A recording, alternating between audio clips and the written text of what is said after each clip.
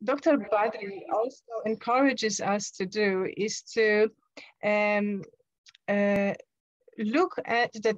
It's just a digression. It's not enough really being said.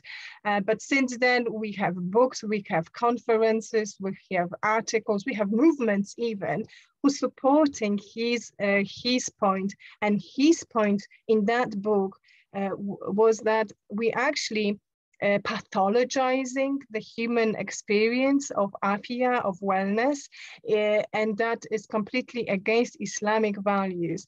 Because if anything, and again, I need to quote that for you because it's so important for us to start talking about holism from the Islamic perspective. I mean, probably when you think about holism, you think about, I don't know, maybe yoga, maybe meditation, grounding, but it's really not as simple as that, and it actually underpins Quranic verses and Sunnah approaches to afia on every page, if you know how to look into, if you know how to do the tafsir of Quran. And Dr. Badri, although not explicitly, he sort of, let me read it for you, he sort of re-emphasizes how holism is part of our healing heritage and Islamic psychology mindset. So Islam is not simply a religion in the narrow Western meaning of the term. It is an all-embracing style of life. The Holy Quran directs Muslims in the matters of private as their sexual relationship with their spouses, and as broad as public, as the way a Muslim state should run an economic system. It preaches spirituality in relation to every subject under the sun: human embryology, astronomy, geology, nutrition, social change, and law, and etc. This, in fact, in a real Muslim state, the teaching of Islam should ideally be fully integrated with all subjects of the school curriculum, and so forth and so forth. So I just read you a chapter about holism, although it is not explicitly said it is about holism. And in this very chapter as well, Dr. Badri, he mentioned about education. So far, what you heard from me probably made you think, oh, Dr. Badri was all about Islamization of science, but you will be surprised when you read actually this chapter, because when he writes about education, he actually propagates idea of modernization of traditional Islamic education.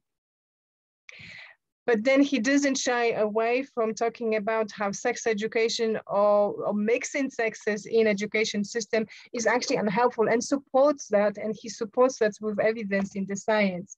Now, with all that being said, you can learn plenty more from Dr. Badri, The Dilemma of the Muslim Psychologist, and you will also learn how he's seen different trends in psychology. So he gave plenty case studies how to implement Quran or death reminders or prayers, and you'll really enjoy it throughout three-layered evaluation, if you like, of different approaches in psychology. So he definitely disadvised to rely on just behavioralism because of the denial of dualistic nature of the human being. So again, you know, he was so particular in going back to the premise, to the hypothesis, something that we don't do anymore as a therapist or as a researchers. And he said, well, in this behavioral approach, what we see is that humans are actually reliant on positive or negative reinforcements. They don't have the inner guidance, and they somehow in between good or bad, right or wrong, halal, haram, only because society or someone conditioned them to think that. So the behaviorists completely deny the idea that we have inner guidance given to us by our Lord, and that is an Islamic concept understood as a fitra. The same thing with psychoanalysis approach. Dr. Badri explained that it is actually unethical for us to follow those steps, because God was completely animated by Freudian theory, and was referred to as a father, or as a godfather, or as a model, or as a priest, or as an authority. And some Muslim scholars, subhanAllah, they sort of were able to still tweak it and say that obviously when the person grows out from childhood, then he replaced that paradigm, that way of thinking, into directing it into the God. Completely not seeing, those Muslim therapists completely not seeing the paradox and the real dilemma on the level of Aqidah. And then Dr. Badri, he says that the roots actually of this theory are Jewish and personal, and there's many actually sciences, articles and books sort of supporting that, proving that. There are many loopholes in the theory. It's not really replicable, and but however very cleverly designed. And still practice.